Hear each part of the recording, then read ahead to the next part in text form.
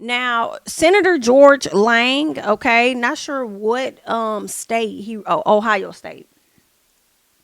I thought this was so funny because he gets on this platform and talks about if Trump does not get into office, then it's going to be it's going to be like a civil war. So basically, I feel like he was in support, listening to this, he was in support of the actions of the individuals from January 6th. When y'all don't get y'all way, y'all just decide to show y'all ours. And it's so funny that after you got drugged and people don't like what you had to say, I guess you feel threatened, and that when it's time for you to run for senator or whatever, you might be getting the hell up off the table or something. So then my how quickly you turn around and try and change your words. Let's see what he says. Fight! We got time. Come on. Hey, we are in the fight for the soul of our nation. We are in a fight for our kids and our grandkids, a fight that we can never imagine. I believe wholeheartedly Donald Trump and Butler County's J.D. Vance are the last chance to save our country politically. I'm afraid if we lose this one, it's going to take a civil war to save the country, and it will be saved. It's the greatest experiment in the history of mankind. And if we come down to a civil war, I'm glad we got people like Schmitty and the Bikers for Trump on our side. Fight! All right. So it must have went viral and people were complaining, dragging him. So he came to the front and says, my statement below on comments made earlier today, which is so interesting. Remarks I made earlier today at a rally in Middletown do not accurately reflect my views.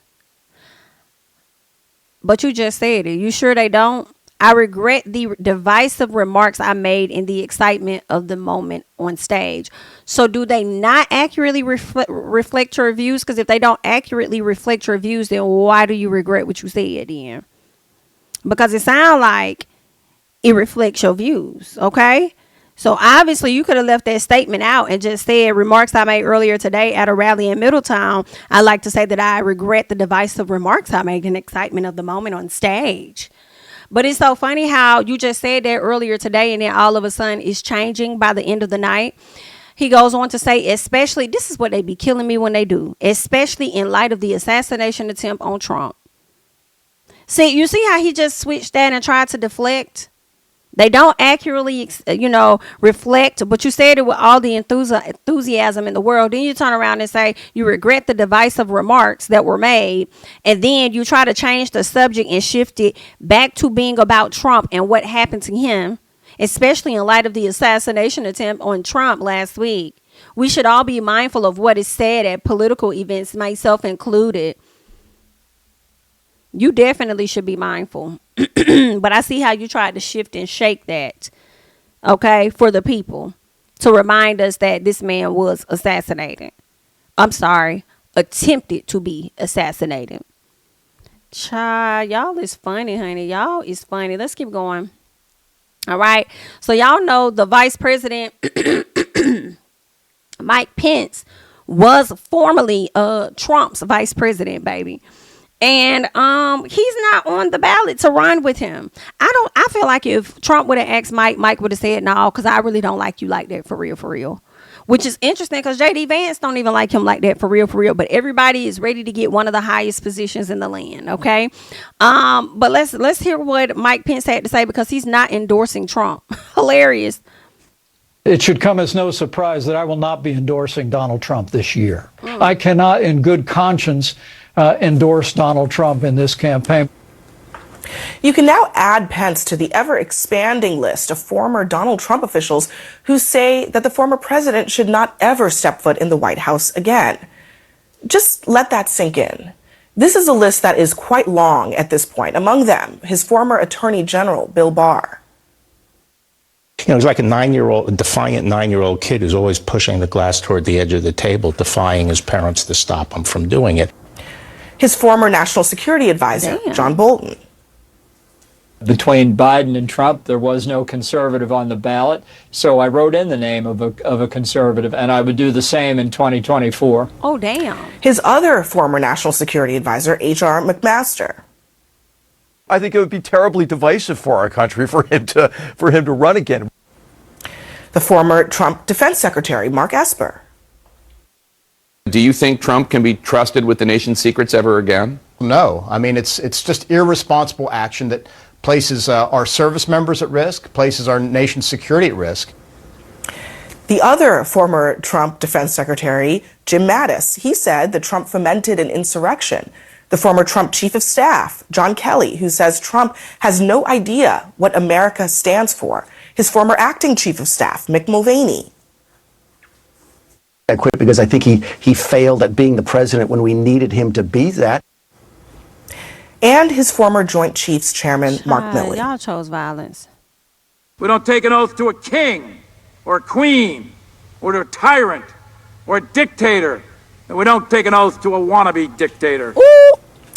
And there are others, quite a few more, in fact. But Pence today gave his reasons, and they aren't just about how Trump put his life at risk on January 6th.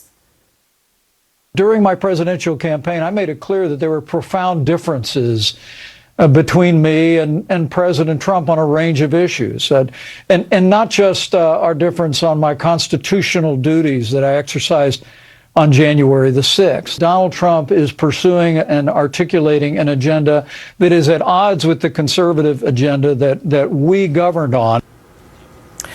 To hear him say that out loud and pair it with Pence's refusal to endorse Trump, it is nothing short of extraordinary. But notice what all of these people have in common. Every one of them saw Trump's conduct up close, especially when it came to the most sensitive and important parts of the job, the ones that deal with the nation's national security. And so Mike Pence, you would think he plans to vote for Joe Biden, right? Who are you going to vote for in November? Well, like most Americans, I'm going to keep my vote to myself. But would you vote for President Biden? I would never vote for Joe Biden. But how I vote when that curtain closes is that'll be for me. It should come as no surprise that I will not be. Listen. Well, it looks like he probably gonna vote independent, or he gonna write a name in, or he ain't gonna vote at all. Goddamn, that's what it's given. Now, when he say he ain't voting for Biden, I believe that, because he probably don't want to be exposed. Somebody trying to expose. Oh, he did vote for Biden. He sat up there and he lied. So he probably not. But I also believe he ain't gonna vote for Trump as either. So he probably gonna vote for an independent, or he gonna do like that other man said. I'm just gonna write a damn name in, because I'm not fucking with y'all. Okay, and that's just what it is. So. I don't know, but y'all let me know. Well, y'all can keep y'all votes to yourselves. It really ain't my business, because y'all got the right to choose who y'all want. But let me know your thoughts about that. Let's see what else. Kamala Harris did go and do her, I believe it was her first campaign speech that she did. So let's check that out. A lot of people are mixed feelings on Kamala. You know, some of these pages I can't fully trust, because after we exposed the guy that was not black, pretending to be a black woman, and then lying, saying that, oh, he logged into another friend's phone, trying to blame it on a friend, knowing that it was his the whole time. A lot of these profiles, especially when you go to them and they're blocked, you know, they're private, like y'all really can't be trusted while y'all using these black women images. You know what I'm saying? So it's a lot of misinformation out there and all of that, you know, and we all just gonna have to do our own research to identify, you know, who makes sense to us, you know, based on their policies, what they're about and everything, and who makes sense to us. So we're gonna have to do our own due diligence, and we have time before voting happens. But let's go ahead and check out a part of this speech of what Ms. Kamala had to say, Hanny. And we who believe in reproductive freedom will stop Donald Trump's extreme abortion bans, because we trust women to make decisions about their own body and not have their government tell them what to do.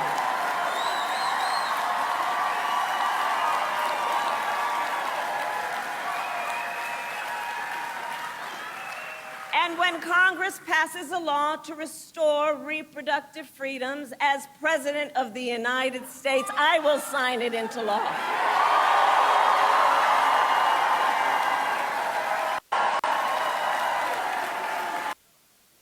America has tried these failed economic policies before. but we are not going back. We are not going back. Not going back. We're not going back. We are not going back. We're not going back.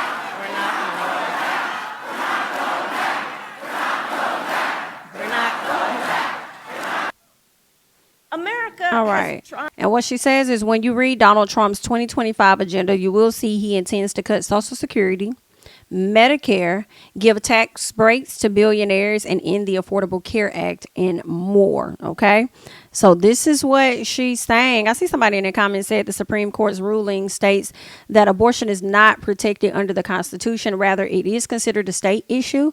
Therefore, the bans on abortion have happened at the state level. As a result of the decision, the states abandoned abortion, not the Supreme Court. I don't really like that because it's like, again, you're still not paying attention to how they lined things up, so that the states can have control. And based on the states having control of that, it's resulting to people being arrested, charged, or whatever. Like, they're making it even more worse for people to make a decision on what it is they want to, the choice that they want to have on their body. And regardless of whether the state banned it or the Supreme Court, whoever, girl, like the thing we trying to get across to y'all is that nobody should be making that decision but us, high key, because it belongs to us.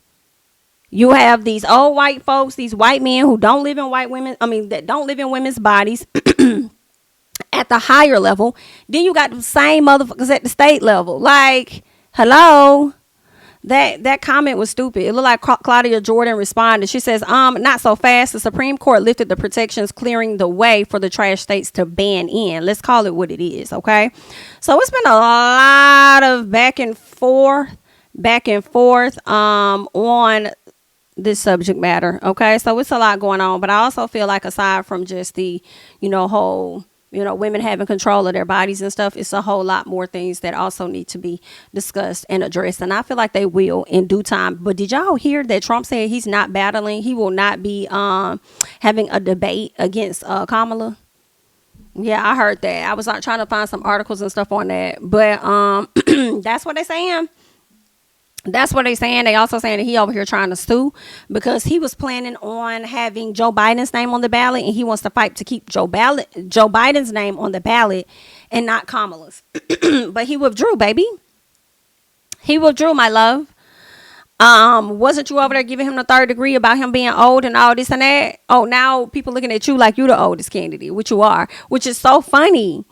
And it's only showing that you're a bit scared. You're a bit scared, and you're in your feelings about this. So he done draft up a legal action to go against the Biden administration, which would include Joe Biden as well as Kamala Harris. He's pissed, okay?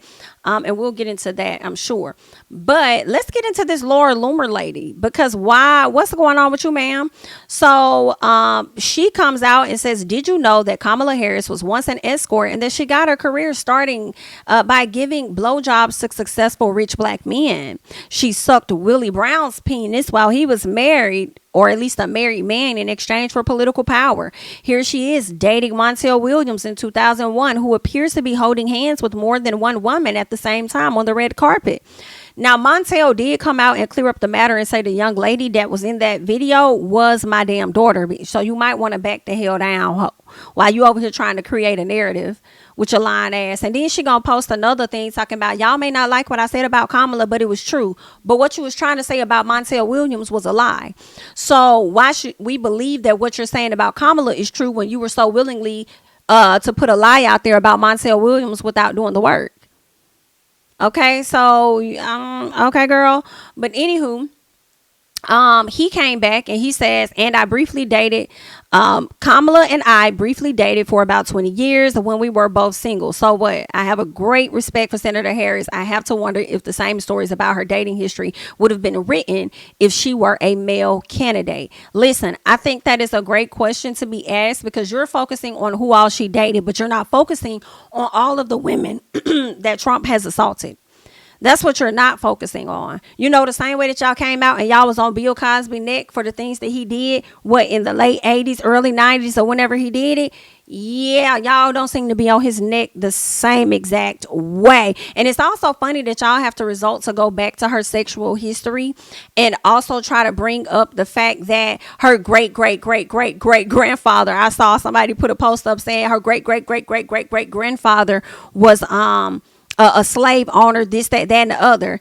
And then somebody said, oh, so basically what you're saying is that her great grandmother was raped by the grandfather. So you, like, that's not making sense there. So I'm like, y'all better clock it for what it is, but y'all are having to dig in the archives because you don't have a whole lot, and the stuff that y'all have been trying to put out there from present day has been actually debunked and proven to not be actual factual.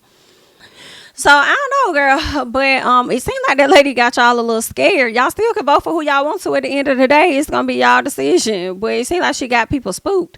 So the woman goes on to say, it's time for Republicans to start talking about Kamala Harris's sexual history. You can't talk about hers if you're not going to talk about the person that you're supporting. And the reason why she likely doesn't have any children of her own, it's the term likely for me, and this is where I feel like you giving slander just a bit. Now, if that lady turn around and she sues your ass like Trump is trying to sue to keep Biden's name on the ballot, we don't want to hear nothing. You don't know why that lady does not have any children. It could be a choice that she didn't want any. She could have had trouble having them. She could have had multiple miscarriages that had nothing to do with us and is none of our fucking business.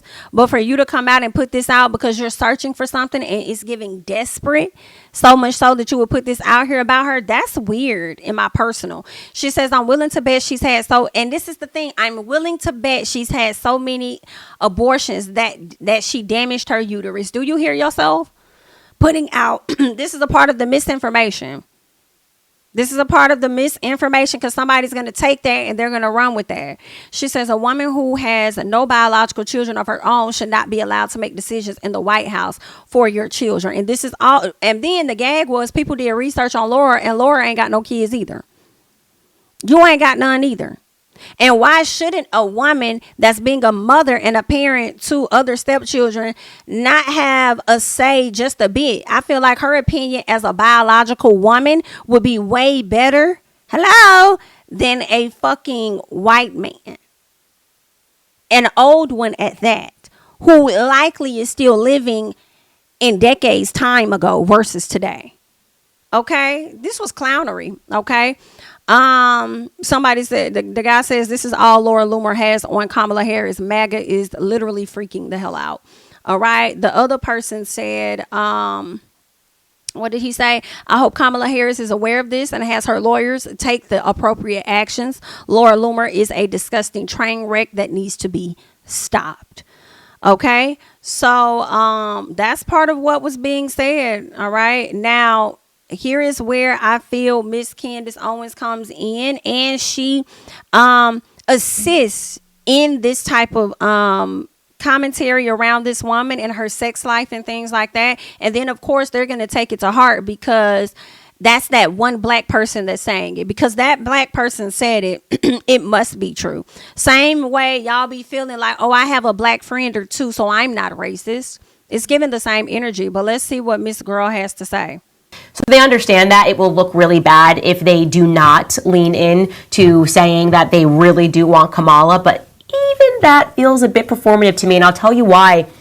Because I'm starting to see articles creep out and they seem like attacks on Kamala. Again, if we can go into our time machine and go back to 2020, well, every time that someone tried to interject the truth about Kamala, which is that she slept her way to the top, it's a fact. She was with some 6-year-old man, got her start in the political career, and they would go, oh my gosh, how dare you say this? That's so sexist. Well, then suddenly on July 6th, the Daily Mail actually published a headline about the fact that Kamala Harris was, thoughting through life. And they basically said she got her political start, her political upstart, because she was dating this guy, Willie, can't think of his last name right now. And he was married and he was in his 60s, and Kamala Harris was just a spring chicken. And that is how she entered the political scene. So she was not somebody who was a part of their ecosystem, but they tapped her in 2020 because they were like, oh, like the thing that we always say is that look at the Republican Party, it's so white and there's no diversity. And how are we going to be able to say that if we're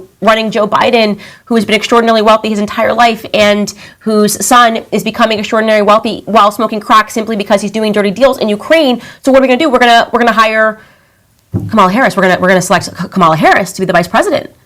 And he's the only person I can think of. And then the gag for me is y'all saying she slept her way to the top, but y'all only mentioning one person. Are you okay?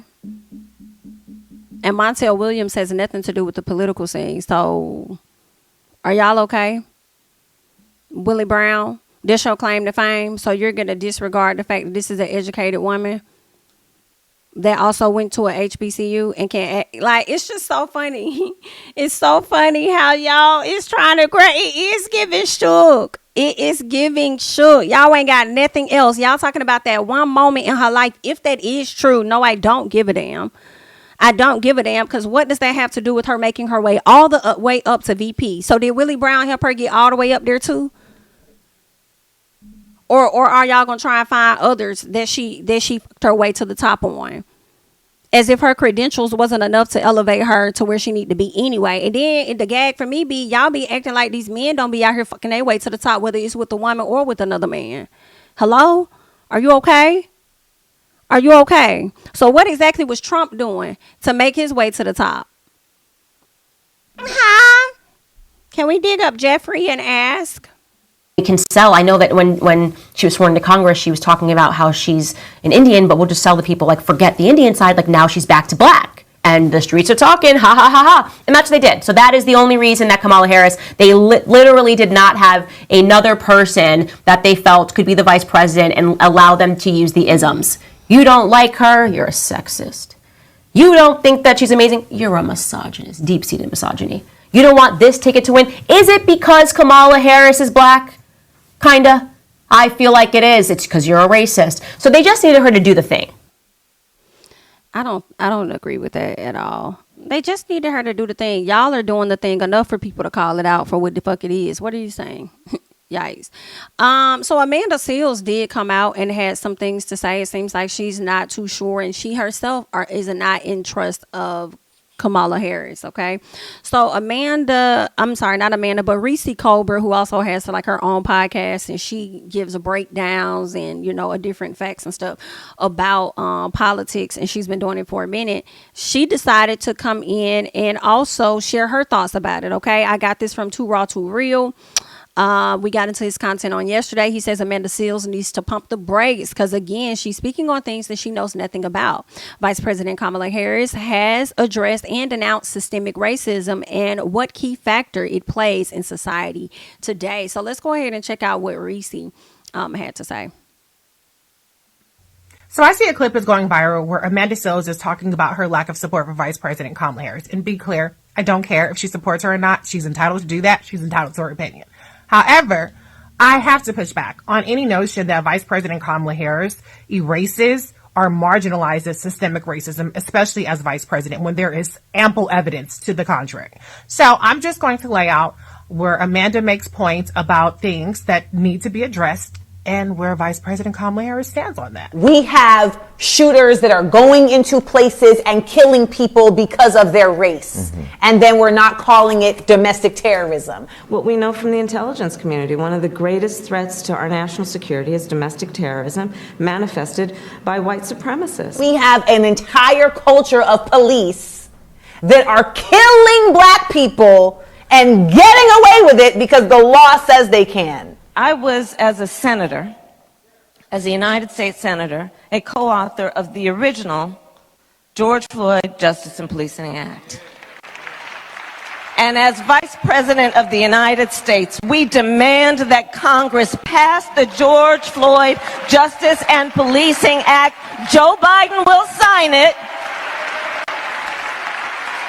And we should not delay, and we will not be denied. It is non-negotiable. We have a country that was 1,000% built on the foundation of racism that now legislators are trying to pretend didn't happen and are getting that through and doing it on an education level. Black history, is American history. living history, breathing history, history that we create every day, and history that we then must teach and celebrate. A history that helps us to understand how the past has influenced the present and potentially our future. And let us all be clear, we will not as a nation build a better future for America by trying to erase America's past. And on a DEI level, you cannot, as the second in line to the highest form of office in this country, make a message on hope. And so these are issues that we must confront, and it does not help to heal our country, to unify us as a people, to ignore the realities of that. So, what have we learned? If you care about what the vice president has to say about certain issues, maybe you should start paying attention to her when she speaks instead of taking a headline and running with it. But more on this Saturday. My show, The Reese Colbert Show, Sirius XM Urban View Channel 126, 3 to 4 p.m. Tune in. All right, so y'all just heard what Reese had to say, and you guys can continue to share your thoughts, honey. Down below, she got into some things, providing receipts. I think that's about to be the new thing people finna be doing to debunk folks. All right, so let's go ahead and hop over into something else. Girl, hold on. Before we do that, is this like a preview to a movie or something? Oh, girl, I thought it was Journey Smollett for a second. I'm like, girl, what's going on? But anyway, here's the thing. I want to get into this because they're saying the GOP threatened to sue over November ballot if Biden drops out. Okay, they said even before President Biden withdrew from the 2024 presidential race, allies from Trump floated the possibility of suing to block Democrats from having anyone other than Biden on the ballot in November. This must be when they kind of got word that, listen, it's going to be Kamala. All right, they said even before President Joe Biden's long speculated withdrawal from the 2024 race, okay, they was already planning on blocking this. They said election administration and legal experts said the timing of Biden's exit on Sunday makes it unlikely that any Republican ballot access challenges will succeed, with some calling the idea ridiculous and frivolous. Democrats are on safe legal ground as they identify a new standard barrier. They say because the party hasn't officially chosen its nominee, that typically occurs with a vote of delegates at the party's convention, which is supposed to be next month, I believe, in the middle of the month, August. They said it's ridiculous for people to talk about replacing Biden. He hasn't been nominated yet. Richard Winger, a leading expert on the state ballot access laws, he says, and the longtime editor of the Ballot Access News, they said talk of possible Republican legal challenges has been swirling since Democrats began discussing privately and publicly whether or not Biden should have dropped out of the race. And in June, a conservative Washington-based think tank laid out what it described as the contentious path ahead if Biden did not seek re-election. All right. They said there is the potential for pre-election litigation in some states that would make the process difficult and perhaps unsuccessful. All right. They go on to say, and this is Mike Howell, executive director of the Heritage Foundation's Oversight Project, Howell identified 3 battleground states, Georgia, Nevada, and Wisconsin, as possible places where a pre-election litigation could be filed to try to block a presidential candidate from withdrawing. That's interesting. Let's see.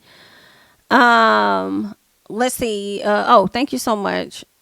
Thank you so much, Ms. Tiku. I hope I said that right for the super chat. Love your content. Are you okay? Is perfectly questioned and stated. Keep being great. Thank you so much for the super chat. I appreciate it. Thank you.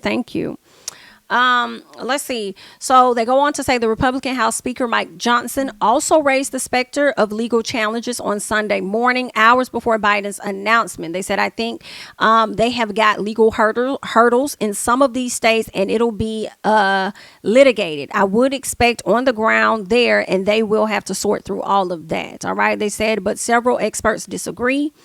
They said it's a pretty frivolous claim. The filing deadlines haven't passed yet, and the Democrats haven't nominated anybody yet, technically. Okay, so this is part of what they're saying. But give me 1 second here. Let's see. Is there anything else? Let's see.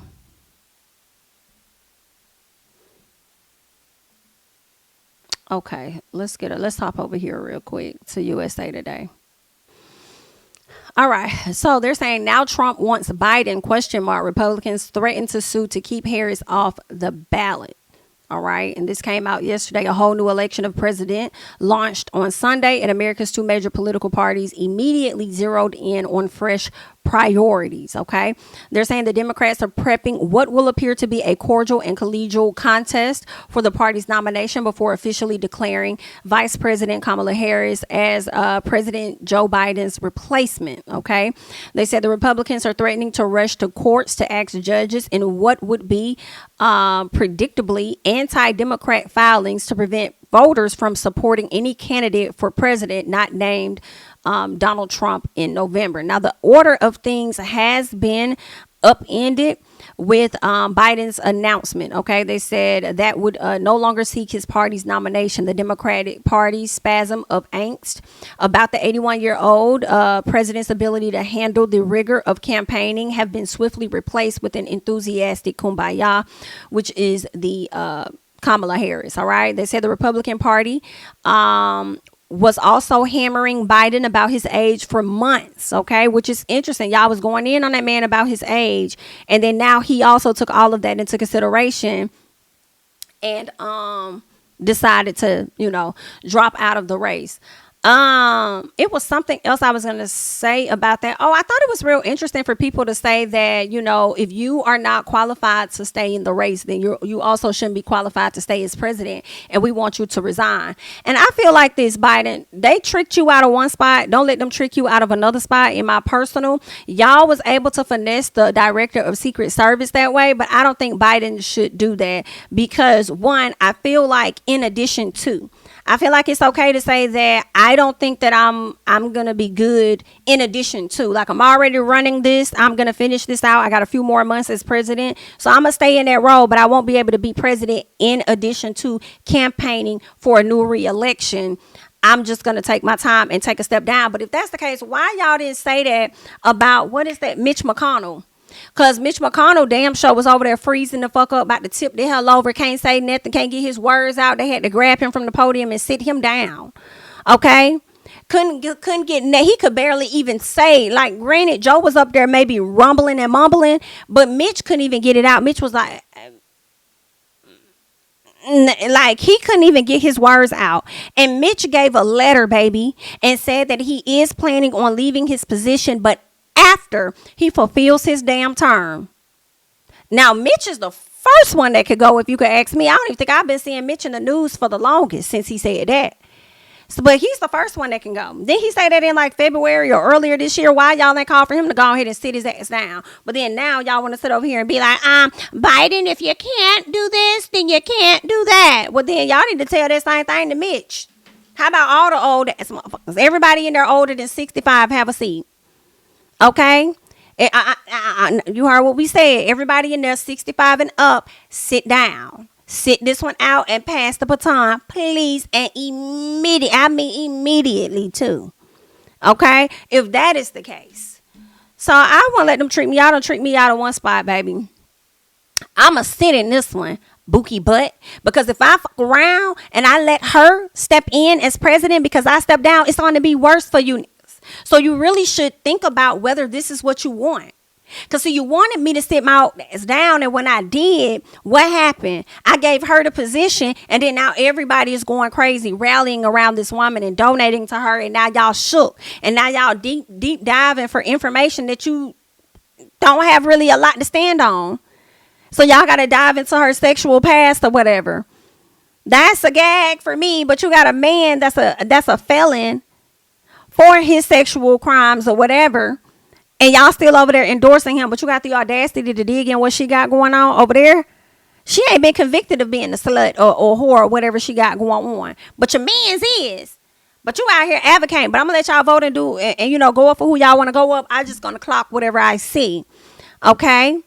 So that's just real funny to me that y'all out here moving like that. Okay? And like I said, if the man steps down and lets her take over, then it may be worse for y'all if they see that she's doing a good job in that role as they head to the polls. So you sure that's what you want? Because what you wanted the last time really ain't what you want, which is why y'all trying to come to the front and try and sue now to keep that name on the ballot. Bookie butt. What's going on? So be careful what you ask for, because you just might get it. But anywho, honey, let's keep going, child. What else is they over here saying? Is there anything else?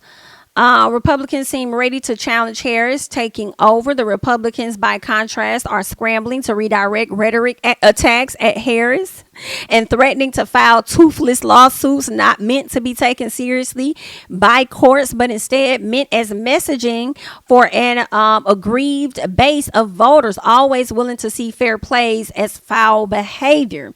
House Speaker Mike Johnson, who would never let principles impede his partisan politics, said on Sunday that it would be somehow unlawful and a source of legal trouble for the Democrats to swap candidates on and off the ticket. Johnson and lawyer offered no legal rationale for this. That's because he doesn't have one. And I'm just reading what the people is saying, my love. Okay, so they said this is, of course, the same Mike Johnson who rallied against attempts by some states earlier this year to keep Trump off the ballot by employing a post-Civil War constitutional provision barring insurrectionists for office. Is that you? Come on, baby, because y'all be eating when y'all be like, this you? This you? This you felt one way earlier this year. Now you switching it up and feeling another way later. Girl, it's giving JD Vance. How are you? Okay. Now they're saying in March, the Supreme Court rejected the state's attempts. Girl, that's a kiki and a damn cackle. You put that forth and they rejected you and still had the man on the ballot. Yikes. Now, after the ruling, Johnson denounced the effort as a purely partisan attack, accused the states of undemocratic behaviors, and said they should leave it to the American people to decide who the president will be. Now we should leave it to the American people. Am I reading this wrong? Okay. Am I reading this wrong? Now we should leave it to the American people. The speaker's raging case of hypocrisy can't come as a surprise. He was all in on election denialism in 2020 and the attempt to disenfranchise millions of voters, Democrats, Republicans, independents, and others, because Trump couldn't accept that he had lost. The many Republican legal maneuvers all crashed and burned in the courts. Ain't that something? I just wanted to really read that part, honey. I just wanted to get into a few things, but that is where we are. The people are a bit shook. They are a bit shook. Yeah, you know, we don't know what's going to happen, but I'm appreciating the shookness of it all in this moment. But we'll have to wait and see. You know, these next few months are going to be hella interesting. And they saying Trump is not going to be debating her. Let me see. Let me see. Girl, they said Trump said to hell with that bitch. I'm gonna get this off the thing. Okay, so now that's changed. At first, okay, so NBC News is reporting something else. Okay, let's see. Okay, so we have different things. Let's see here. Okay. All right, so we was hearing that he was not down to debate her at all, and now NBC News is reporting something completely different. Looks like he is. Okay, they said Trump says he would absolutely debate Harris, but he's not thrilled with ABC. That's what it is. So he doesn't want it on ABC. And so Trump and President Joe Biden had agreed to 2 debates, one in June on CNN and the other in September on ABC. Trump has suggested that Fox News host the debate instead. Baby, that is a gag and that is funny. He could potentially get his way. I don't know. But we all know how Fox is. We all know how Fox is, okay? So it's just funny, you know. I think he feels like he wants it on Fox because it's going to make him look in the better light, possibly. I don't know what it's going to give. But that's going to be interesting to see. Okay, he says, I agreed to debate with Joe Biden, but I want to debate her, and she'll be no different because they have the same policies. Okay, I will be willing to do more than one debate, actually. So, okay, so Trump says he's down for more than one debate with her. We shall see if she's going to give him more than one debate. He says, I'm not thrilled with ABC. I guess they committed, but I have at least equal say. I don't like the idea of ABC. So he does not want it over there. That's going to be interesting. So we'll see. There's going to be another debate, and we're going to see exactly how she's going to handle this and what's really given, child. Is there anything else they're saying? She's the same as Biden, but much more radical. She's a radical left person, and this country doesn't want a radical left person to destroy it. This is what he said now. Child, this is going to be an interesting debate. He says, I would do the same pick. He's doing very well. Trump said of Vance. Okay, so that's what it is. But that's interesting that he said that he'll do the same pick. I also read a headline, but I need to get into the article because the headline over on, I think it was Radar Online, they were saying that Trump was actually having second thoughts on it being on JD Vance. Okay, but I don't know, when did that article come out? Okay, so this article came out yesterday evening when Trump said that he feels like Vance is doing a great job. But let's see. Radar Online is trying to say that he's second guessing. They said, Donald Trump getting cold feet. That's what he's saying. He's already second guessing the vice presidential pick. So let me see if I can click on that to see what kind of facts they're trying to provide to this situation here. And maybe they lying. We'll have to see, okay? Trump second-guessing J.D. Vance campaign chaos after basing VP pick on cockiness, all right?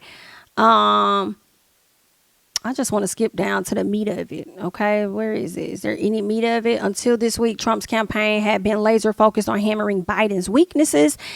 They said it seemed to be working, and the GOP got confident, maybe too confident. That confidence emboldened them to choose Vance, a selection that campaign officials acknowledged was intended to shore up support from the party, okay, diehards, and not appeal to undecided voters, okay. Most striking thing I heard from Trump allies yesterday was the second guessing of J.D. Vance. This is coming from the Atlantic writer Tim Alberta. A selection they acknowledged that was born of cockiness, meant to run up margins with the base in a blowout rather than persuade swing voters in a nail biter. Okay. So that is what they're reporting. Trump was betting on his ability to beat Biden, and despite the increasing calls from high-profile Democrats for Biden to step aside in the wake of the debate, GOP strategists didn't think he would actually do it. But on Sunday, the president did the unthinkable by announcing that he was dropping out of the race and endorsing Kamala Harris. Although she's not yet the party's official nominee, support has quickly solidified behind her. The momentum shifted with Democrats suddenly pulling in a $50 million avalanche of donations, while Republicans were left scrambling to rethink their approach, child. Trump himself was fuming over Biden's departure. He took to Truth Social to cry fraud, writing, "So we are forced to spend time and money fighting crooked Joe Biden. He posed badly after a terrible debate and quits the race. Now we have to start all over again. Shouldn't the Republican Party be reimbursed for fraud? Get the hell out of here." When did that debate take place? A few weeks ago. Even after that debate, that man stood firm and said that he was not going to drop out of the race. Okay, I believe after President Obama was like, oh, I think you might, for the greater good of the people, step aside or whatever. I think that's when he started to heavily, like, really think about, okay, maybe I do need to sit my head down. You know what I'm saying? So I think that's when it came into play. But don't make it seem like he had it was because of the debate that he had, because Obama came out and supported him. It was like, everybody has bad, debates. Even I had them, but it's like, it wasn't bad because of the things he was saying, like, was bad. It was bad because the conversation started to shift. He was struggling to get his words out. He was slurring. It just didn't look good. Right. And then as the weeks progressed, more people was like, you need to step down. You need to step down. But don't make it seem like it was just all about him debating you, but y'all was throwing all of this at his throwing all of this weakness or whatever. You're weak, you're not good, you're not qualified. Y'all was throwing all of this at his feet. So then when he succumbs to what y'all saying, he's like, okay, right, you're right, I am, girl, let me step down. Y'all right. Now he put somebody else up more qualified. Y'all shook it.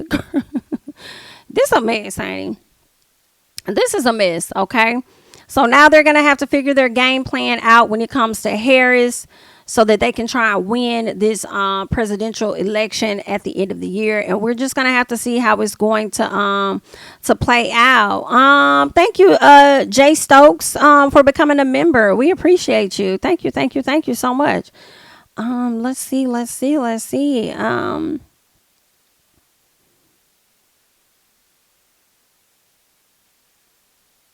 The donors were not donating, and it made no sense for Joe. Yeah, it really didn't make no damn sense. Like, you over here putting all this wear and tear and stress on yourself. Just go ahead and step aside. Let somebody else, get somebody else to do it. And that's what he did. He got somebody else to do it. And then now y'all is over here, don't know how to act. And now you want to try and get your money back. As long as that money finna go back to them donors that gave that money, bookie butt, what you gonna do about that? Child, this is a mess, honey. But I just wanted to come to the front and give you guys some content this morning. I thank you guys so much for being here with me. You could have been anywhere. You chose to be here with me. Thank you guys so much for coming in, liking the video, engaging. Shout out to the people that's going to be watching after the fact. I do appreciate it. And yeah, that's all that I got. Continue the conversation down below. I am Jami, that's me. Don't forget to like, comment, subscribe, share my videos. Follow me over on Instagram, over on the Twitter at Jami, that's me. And I will catch you guys in the next one. Bye-bye.